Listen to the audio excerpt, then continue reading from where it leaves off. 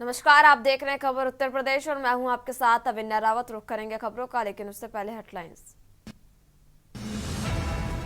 CM Yogi Adityanath का गोरखपुर दौरा। आज 11 बजे बाबा गंभीर नाथ प्रेक्षागृह पहुंचेंगे सीएम। 125 करोड़ का ब्याज मुक्त करेंगे ऋण वितरित। लखनऊ कोर्ट ने सांसद राहुल गांधी पर 200 रुपए का लगाया जुर्माना। कोर्ट ने मामले की सुनवाई के लिए 14 अप्रैल की तारीख तय की। वीर सावरकर पर दिए बयान का मामला। सीएम योगी के दूसरे कार्यकाल में पहली बार चला पूरे दिन सत्र। 72.56 घंटे सदन कार्यवाही में सिर्फ 3.36 मिनट के लिए हुई थी स्थगित। लखनऊ में मारुति कैंपस में बेरोजगारों की उमड़ी भीड़। 6 घंटे तक लाइन में गुजरे। रात 8 बजे तक चला पेपर। आगरा पुलिस कमिश्नर से हाई कोर्ट ने मांगा जवाब। प्रशासनिक जज के भ्रमण के दौरान वकील को रोका गया था।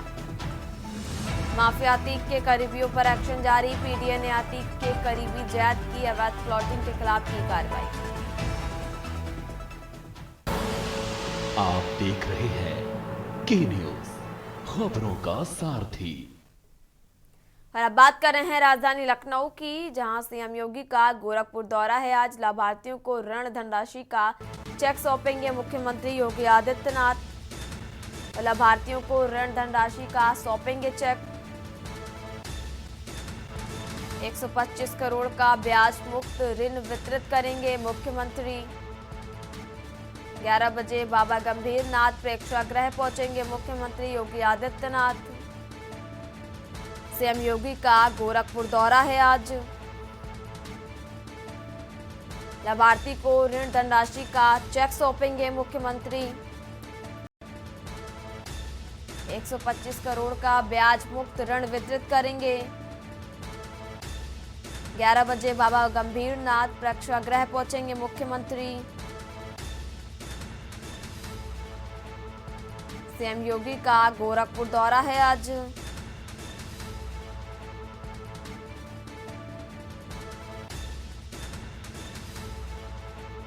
$125 करोड़ का ब्याज मुक्त ऋण वितरित करेंगे मुख्यमंत्री योगी आदित्यनाथ। 11 बजे बाबा गंभीर नाथ प्रेक्षागृह पहुंचेंगे मुख्यमंत्री।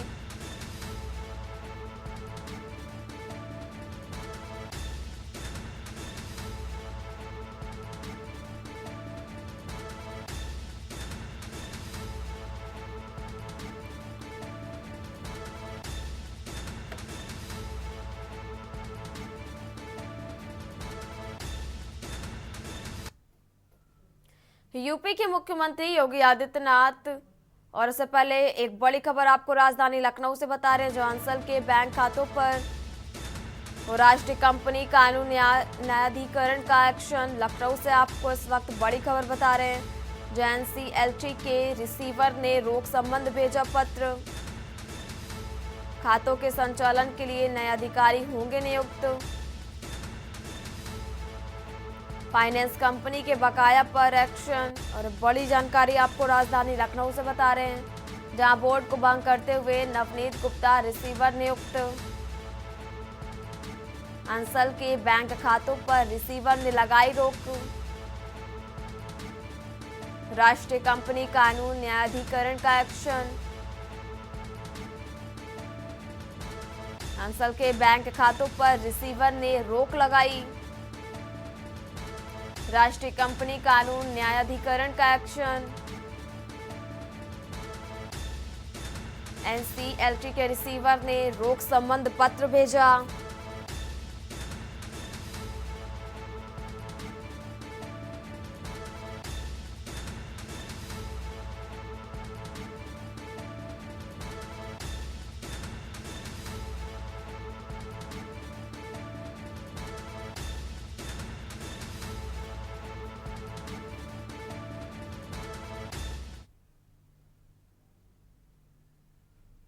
सीएम योगी आदित्यनाथ यूपी के बजट सत्र में विधान परिषद को संबोधित करते हुए महाकुंभ के आयोजन का वर्णन किया। और उन्होंने कहा कि ऐसा आयोजन था जिसे लंबे समय तक दुनिया याद रखेगी। और उन्होंने कहा कि कुछ पार्टियां इससे सहमति नहीं थी और महाकुंभ को लेकर दुष्प्रचार किया, फिर भी लोगों की आस्था नहीं डिगी।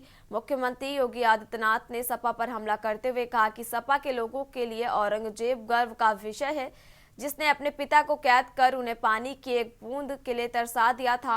उन्होंने कहा कि सपा का अपने विधायकों पर नियंत्रण नहीं है। उन्होंने अबू आजमी का नाम लिए बिना कहा कि सपा को उसे पार्टी से निकाल देना चाहिए। उन्होंने कहा कि सपा को उस नेता के बयान का खंडन करना चाहिए और पार्टी से निकाल देना चाहिए, नहीं तो उसे ये बुलाइए, हम उसका इलाज कर दें। सीएम योगी ने कहा 45 दिन तक चले आयोजन में कोई लूट की घटना नहीं हुई, कोई अपहरण की घटना नहीं हुई और ये सनातन के सामाजिक अनुशासन का प्रभाव है, जो कि कहता है कि पूरा देश एक है और यहाँ जातिवाद और क्षेत्रवाद की कोई जगह नहीं है। मैं समाजवादी पार्टी से जुड़े हुए मित्रों से कहना चाहता हूं, भारत की विरासत पर आप गौरव की अनुभूति नहीं करते? कम से कम जिनके नाम पे आप राजनीति करते हैं उनके विचारों को ही मान लेते हैं। डॉक्टर राम मनोहर लोहिया ने इस बात को कहा था कि भारत की एकात्मता के 3 आधार हैं, श्री राम, श्री कृष्ण और शिव शंकर, भगवान शिव। जब तक भारत की जनता इन 3 देव महापुरुषों के प्रति श्रद्धा का भाव रखेगी, तब तक भारत को भारत बने रहने से कोई रोक नहीं सकता। दुनिया की कोई ताकत भारत का बाल मता डॉक्टर राम मनोहर लोहिया प्रखर समाजवादी थे। वे हमारी विचारधारा से जुड़े हुए नहीं थे, हां कांग्रेस के विरोधी थे, अपने मुद्दों पर लड़ते थे। आज समाजवादी पार्टी डॉक्टर लोहिया के विचारों से कितनी दूर भाग चुकी है। आज राम को, कृष्ण को, शिव की परंपरा को, भारत की विरासत को कोसना यह समाजवादी पार्टी का मानो जीवन का उद्देश्य हो गया। और दुर्भाग्य है कि उन्होंने आदर्श किसको माना है? यानी औरंगजेब को। औरंगजेब को ये लोग अपना आदर्श मान रहे हैं। औरंगजेब का पिता शाहजहां अपनी जीवनी में लिखता है, अपनी आत्मकथा में लिखता है कि खुदा करे कि ऐसा कमबख्त किसी को पैदा न हो। उसने आगरा के किले में अपने बाप को कैद करके रखा, एक एक बूंद पानी के लिए तरसाया। और अगर इनको औरंगजेब पर गौरव की अनुभूति होती है तो ये लोग कम से कम पटना की खुदाबख्त लाइब्रेरी में जाकर के एक बार शाहजहां की ही जीवनी को पढ़ लें, देख लें, उसकी पीड़ा को देखें। हां, जिनका आचरण औरंगजेब जैसा है वे लोग औरंगजेब पर गौरव की अनुभूति करें, लेकिन भारत को कम से कम इस पर न करें। और समाजवादी पार्टी को इसका जवाब देना चाहिए। भारत की आस्था पर प्रहार करने वाला दुर्दांत, धर्मांत, क्रूर शासक, उसको समाजवादी पार्टी आदर्श मानती है। जो भारत को रोकने के लिए आया था, जजिया कर लगा रहा था, भारत का इस्लामीकरण कर रहा था। कोई सभ्य मुसलमान भी अपने पुत्र का नाम औरंगजेब नहीं रखता, क्योंकि इसे मालूम है यथा नाम तथा काम। अगर ऐसा नाम रखेंगे तो फिर एक एक बूंद पानी के लिए तरसना पड़ेगा। और शाहजहां ने भी अपनी जीवनी में लिखा है, उन्होंने कहा है कि औरंगजेब को कोसते हुए उसने लिखा कि तुमसे अच्छा तो ये हिंदू है जो जीते जी तो अपने बुजुर्ग मां बाप की सेवा करता है, मरने के बाद श्राद्ध तर्पण के माध्यम से वर्ष में एक बार उन्हें जल देता है। तुम तो मुझे एक एक बूंद पानी के लिए तरसा दिए हो। अब समाजवादी पार्टी यह तय करे, एक पटना की खुदाबख्त ये समाजवादी पार्टी का नेता, आपका विधायक घोषणा करो ना, उस कमबख्त को निकालो पार्टी से और उसको एक बार यूपी भेज दीजिए, बाकी उपचार हम अपने आप करवा लेंगे।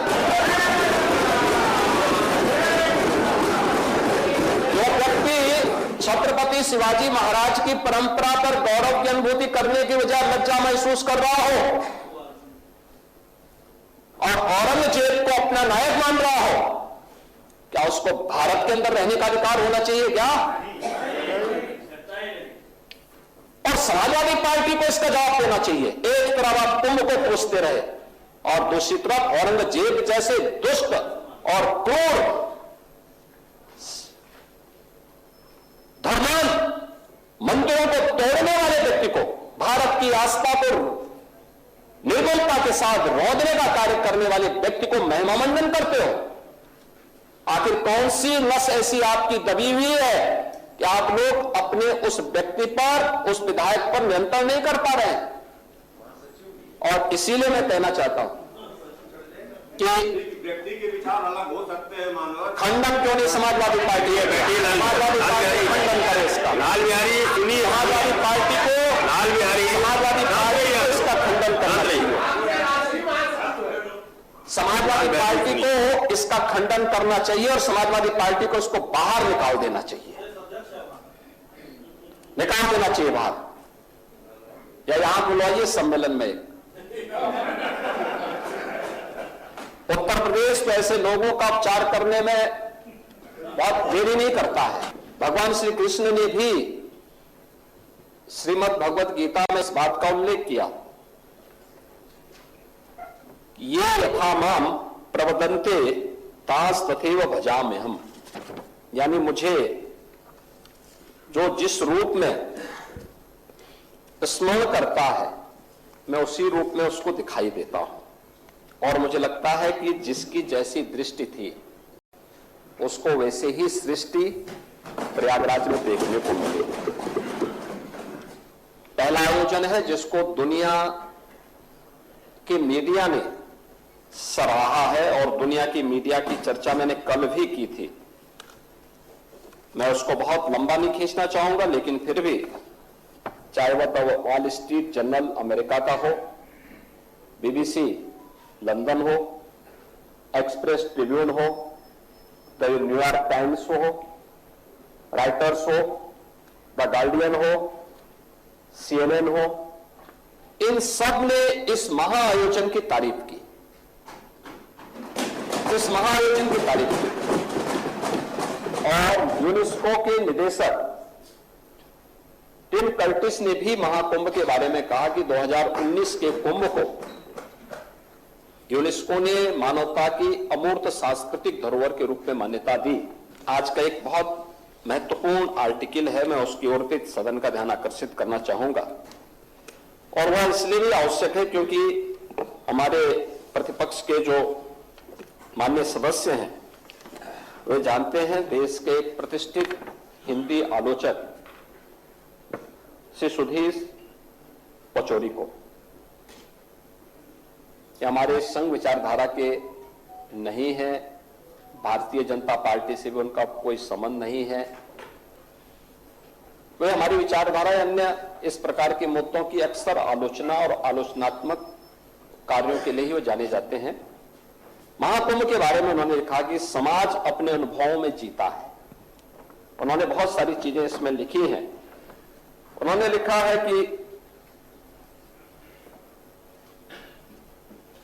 45 दिन लंबे अनुभव में हर रोज 1 से 1.5 करोड़ की संख्या में आती संगम में सहज अनुशासित भाव से आस्था की डुबकी लगाती और उतनी शांति से वापस जाती भीड़ ने अपने सद्व्यवहार से दुनिया के मीडिया को आकर्षित और अभिभूत किया। एक आत्मकथा का इससे अच्छा उदाहरण, जाति के भेद सारी सीमाएं टूट गई, कोई जाति का भेद नहीं, कोई पंथ का भेद नहीं, कोई संप्रदाय का भेद नहीं, कोई क्षेत्र का भेद नहीं, देश की सीमाओं को भी लांघने वाला, वसुधैव कुटुंबकम के भाव को जागृत करने वाला महाकुंभ एक नया संदेश दुनिया को दिया है। और अंत में श्री सुधीर पचौरी इस बात को भी लिखते हैं अपने आर्टिकल में कि क्या पता कि ऐसे ही निंदकों की प्रतिकार में इस महाकुंभ में इतने रिकॉर्ड तोड़ श्रद्धालु आए ताकि दुनिया जान ले कि समस्त हिंदू समाज एक है। यानी जो लोग महाकुंभ की निंदा कर रहे थे, उनके बारे में वो कहते हैं कि जो लोग कभी पॉल्यूशन को लेकर के, कभी व्यवस्था को लेकर के, कभी किसी अन्य झूठी खबर को लेकर के तमाम प्रकार से इस महाकुंभ के आयोजन को किसी न किसी प्रकार से हतोत्साहित करना चाहते थे, लेकिन उन सब निंदकों को मुंहतोड़ जवाब देने के लिए जनता जनार्दन प्रतिकार के रूप में भी वहां पर उपस्थित होती हुई दिखाई दी। उन्होंने कहा कि नहीं, हम सब एक हैं, ताकि दुनिया जान ले कि समस्त हिंदू समाज एक है। फिलहाल यहाँ रुकेंगे, एक छोटे से ब्रेक के लिए जल्द हाजिर होंगे। आप देख रहे हैं के न्यूज। ब्रेक के बाद एक बार फिर रुख करते हैं खबरों का। खबर लखनऊ से, जहां विधान परिषद में मुख्यमंत्री योगी आदित्यनाथ ने समाजवादी पार्टी पर तीखा हमला किया, जिसके बाद समाजवादी पार्टी की महिला कार्यकर्ताओं ने मुख्यमंत्री के खिलाफ विरोध प्रदर्शन शुरू कर दिया। महिला कार्यकर्ता ने बापू भवन के पास एकत्र होकर विधानसभा घेरने की कोशिश की, लेकिन हजरतगंज पुलिस ने उन्हें रोक लिया। इसके बाद पुलिस ने उन्हें इको गार्डन की ओर भेज दिया। प्रदर्शन के दौरान महिला पुलिस और सपा महिला कार्यकर्ताओं के बीच झड़प भी हुई, तो तनावपूर्ण स्थिति को जन्म देने वाली थी। घटना ने एक बार फिर से उत्तर प्रदेश की राजनीति को गरमा दिया है।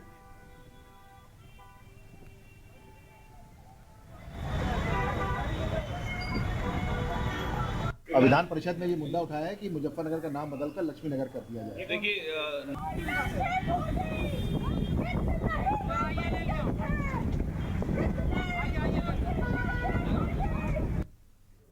और अब बात कर रहे हैं अयोध्या की। इस बीच बड़ी जानकारी आपको अयोध्या से बता रहे, जहां मां कामाख्या धाम महोत्सव का आज से आगाज होगा। 6 मार्च से 12 मार्च तक 7 दिवसीय ये महोत्सव चलेगा। और भोजपुरी गायक अभिनेता पवन सिंह बिखेरेंगे जलवा। अयोध्या से आपको एक खबर बता रहे हैं, जहां मां कामाख्या धाम महोत्सव का आज से आगाज होगा। मां कामाख्या धाम महोत्सव का आज से आगाज होगा। अयोध्या से आपको एक खबर बता रहे हैं, जहां 6 मार्च से 12 मार्च तक 7 दिवसीय यह महोत्सव चलेगा। और भोजपुरी गायक अभिनेता पवन सिंह बिखेरेंगे जलवा। मां कामाख्या धाम महोत्सव का आज से आगाज हो रहा।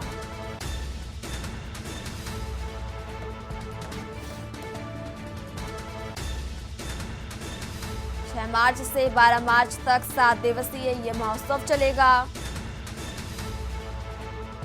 भोजपुरी गायक अभिनेता पवन सिंह जलवा बिखेरेंगे। अयोध्या से आपको एक खबर बता रहे हैं, जहां मां कामाख्या धाम महोत्सव का आज से आगाज हो रहा।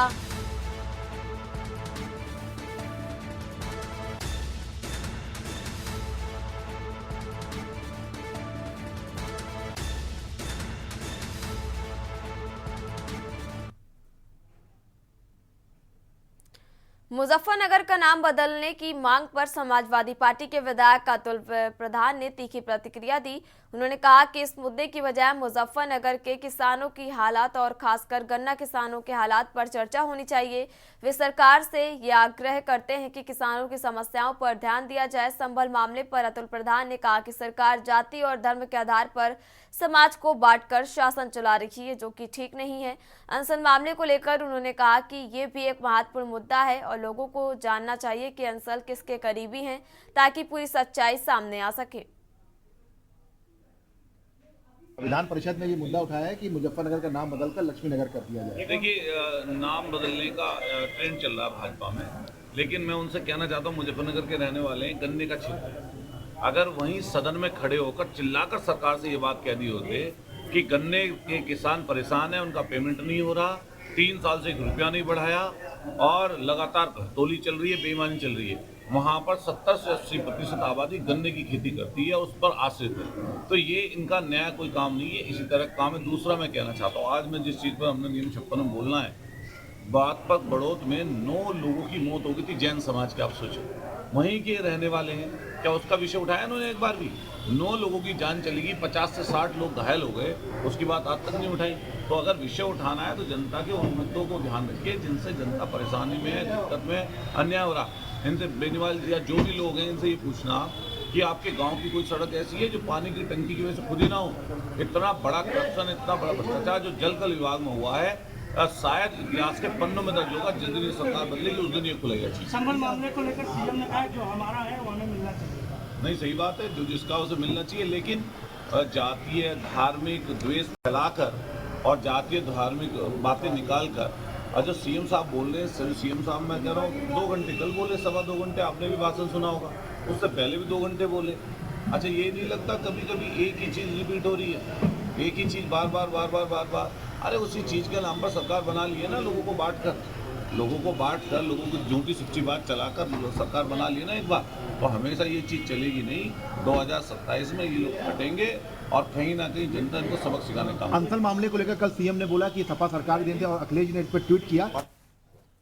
के जानने वाले हैं, अरे बोल देते हैं, गलत बोलते हैं, झूठ बोल देते हैं यहाँ पर लोग कुछ भी। अंसल का पता कर लेना कहाँ से ये प्रोडक्ट किसके हैं। ये प्रोडक्ट भाजपाइयों के हैं। और अंसल के बारे में, परिवार के बारे में पता करना किसके नज़दीक है। तो से भी जो आपका चैनल है तो आप तो आसानी से पता कर सकते हो।